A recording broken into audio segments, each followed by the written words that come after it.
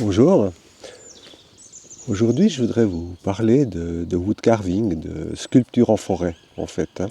Donc ce qui est différent par rapport à l'intérieur, c'est qu'à l'intérieur on va faire des pièces qui sont plus précises, plus jolies, des petits animaux par exemple, on va sculpter des torsades, on va sculpter différentes choses. Tandis qu'à l'extérieur, comme on n'a pas tous nos outils, on a en général un ou deux couteaux, on va plutôt sculpter des choses plus utilitaires, comme des petites cuillères pour le café, ou des fourchettes pour manger à midi, des choses comme ça, ou des bols. On peut aussi sculpter des bols, ça va très bien. Euh, c'est ce genre-là qu'on va faire. L'hiver passé, je devais me faire un bâton de marche. Je devais me refaire un bâton de marche parce que j'ai eu un petit accident avec le premier. Et je me suis dit que c'était l'occasion de m'offrir un couteau qu'on appelle un couteau Sloyd, le couteau que j'ai dans la main, pour pouvoir réaliser ce bâton, que ce serait un peu plus facile. Donc je vais vous montrer le bâton. Donc voilà le bâton que j'ai réalisé. On peut enlever les feuilles. Et donc j'ai utilisé le couteau que j'ai acheté, le couteau Beavercraft C4, mais plus spécialement le C4S, qui a un étui en plus pour pouvoir le transporter plus facilement à l'extérieur. Voilà.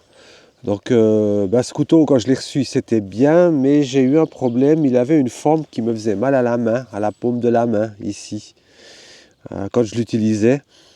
Alors bon, rien de grave, hein, je l'ai retransformé un petit peu pour y donner un arrondi. Donc changer la forme du manche pour qu'il soit beaucoup plus agréable à prendre en main et puis qu'il ne me fasse pas mal. Donc maintenant c'est un très bon petit couteau qui va bien, qui est très ergonomique et puis qui me permet vraiment que ce soit en avant ou contre moi, que j'ai pas de souci avec le manche, que ce soit toujours bien confortable. Voilà. Alors quand ils viennent ces couteaux, ils sont comme ça, avec l'étui.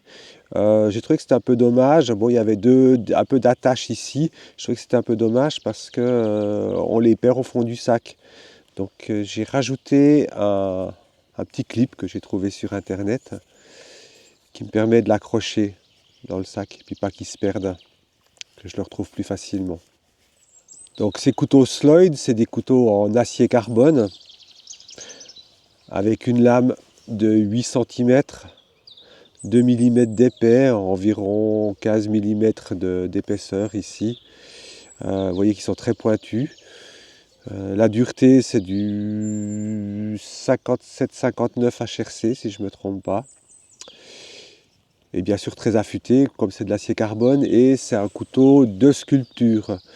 Donc c'est pas un couteau plein de soie qu'on utilise d'habitude pour faire du camp.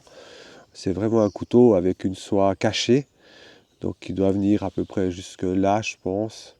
Alors ces couteaux Sloyd en Scandinavie, on les utilise pour les sculptures, pour dégrossir, pour façonner des pièces.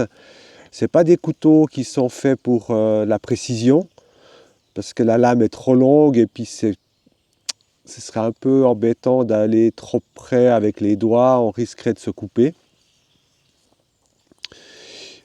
Mais donc ils sont parfaits pour l'extérieur, puisque pour l'extérieur, on ne va pas faire des détails comme j'ai ici. D'ailleurs, ces détails, ils n'ont pas été faits avec ce couteau-là, ils ont été faits avec des couteaux de sculpture qui sont beaucoup plus faits pour ça. Par contre, le reste, le gros façonnage, la réduction, tout ça, c'est fait avec celui-là. Quand j'ai acheté ce couteau chez Beavercraft, donc Beavercraft, c'est une marque ukrainienne, je me suis dit que ce serait rigolo d'aller voir chez BPS Knife, qui est aussi une marque ukrainienne de couteaux d'extérieur, qu'est-ce qu'eux ils proposaient. On va le poser comme ça. Et j'ai trouvé, alors pas de couteau Sloyd, donc pas de couteau lié à la sculpture, mais par contre, ils ont ce couteau-là, qui est le Flynn Light, qui est un couteau aussi qui a une lame courte.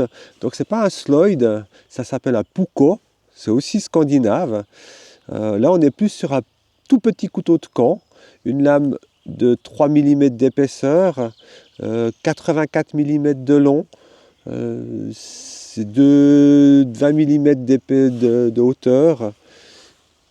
Et c'est pas de l'acier carbone, c'est un acier inox. Alors le numéro, je ne me rappelle pas, c'est un de ces longues chaînes. Je la mettrai dans les petits commentaires de la vidéo. Donc il est plein de soie celui-là. Il est plus orienté camp. Mais il est très agréable à utiliser. Il a un manche qui est bien ergonomique, qu'on a bien dans la main. Et franchement, à l'utilisation, c'est aussi un très bon petit couteau pour façonner, dégrossir. Les couteaux Puukko, c'est des couteaux un peu passe-partout, que les Scandinaves ils utilisent aussi bien pour faire un peu ce genre de travail de sculpture sur bois, que pour vider un poisson, se préparer à manger, etc. quoi. Donc c'est un couteau, le couteau Puukko est un couteau un peu passe-partout, un couteau de travail pour tout faire. Mais vous voyez que ça va vraiment bien, que c'est vraiment un bon couteau. Même que c'est de l'acier inox, il mord bien dans le bois et ça travaille vite, ça travaille bien. Peut-être pour les mettre en comparaison, je vais les montrer les deux, que vous puissiez les voir. Hop, je sais pas comment les montrer au mieux. Vous voyez qu'ils sont assez semblables au bout du compte. Sauf que peut-être celui-ci est un couteau qui va être un peu moins quand même moins précis, moins véloce que ça pour tailler le bois, mais qui va être plus polyvalent, puisque je peux très bien ne prendre que ça et puis faire du camp avec, préparer un peu de feu, de bois de feu, enfin, au moins faire les allumettes, les choses comme ça. C'est des petits couteaux. Si je le compare aussi avec un plus gros, avec mon SC, pardon, c'est des plus petits couteaux. Hein. Ils sont très légers, ça fait, celui-ci fait 33 grammes, le Beavercraft il fait 33 grammes sans l'étui, et celui-ci il fait une cinquantaine de grammes sans l'étui. Donc c'est des petits couteaux légers, on peut facilement le prendre en supplément pour préparer, justement, faire des choses fines sur le camp, faire du petit travail bien sur le camp. Vous voyez que les étuis sont complètement interchangeables. Hein. Ils sont tellement semblables ces couteaux que mettre le Puukko dans l'étui du Sloyd de Beavercraft ça marche, et réciproquement je pense que ça va aussi. Ah ben non, par contre l'autre, on force un petit peu. Oui, bien sûr, on force un petit peu, ça passe. Donc on pourrait même remplacer les étuis sans trop de difficulté. Celui-ci est un peu plus neuf, donc ouais, ça marche très bien. Il rentre très bien. Donc le BPS, l'étui, il est venu sans le clip, mais le clip, il est par contre chez BPS, il n'y a pas besoin de bricoler, il n'y a pas besoin d'aller chercher sur internet, ils le vendent en accessoire, ce qui est quand même plus pratique, parce que c'est un truc qui manque avec le couteau, enfin pour moi, hein. Sans ça, c'est un peu dommage, quoi. On peut mettre une ficelle, un truc, mais c'est quand même un peu dommage. En conclusion, j'ai pas dit les prix en fait. Alors le Sloyd, c'est des couteaux qui sont pas très chers, hein. C'est des couteaux qui tournent autour d'une trentaine de francs. Le Sloyd a comme avantage qu'il est avec une lame carbone, donc il va s'affûter vraiment rasoir et assez facilement. Il faut être équipé quand même. Hein. C'est de toute façon des couteaux où il faut être bien équipé, puis il faut savoir affûter.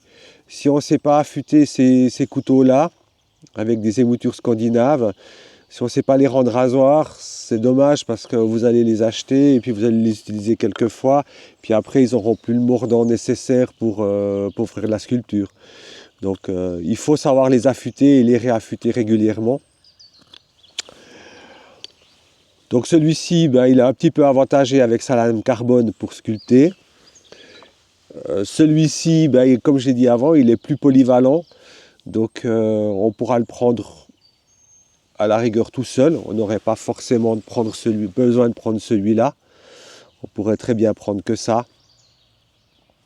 D'ailleurs, on peut même faire des combos avec une mini hache, mini couteau, pour un sac plus léger.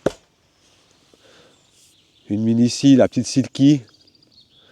Et ça peut faire un très beau combo là, avec la Pocket Boy de Silky pour partir faire des petits feux, des petites marches avec des petits feux et puis faire ses grillades, quoi. Donc plus polyvalent, plus véloce. Donc lequel choisir entre les deux? Si on devait me dire, moi je ne choisis pas. J'aime bien ces deux couteaux. J'aime bien travailler avec, donc je fais pas beaucoup de différence pour l'extérieur. Pour ce que je fais en tout cas, mes fourchettes, mes cuillères,